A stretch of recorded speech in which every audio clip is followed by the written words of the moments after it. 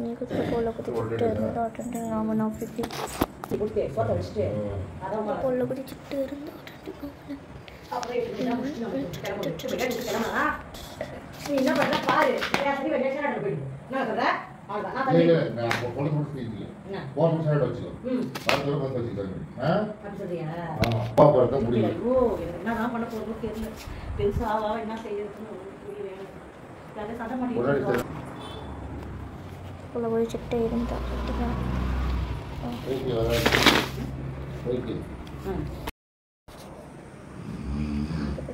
இருந்தா ட்ரெண்டிங் ஆகணும்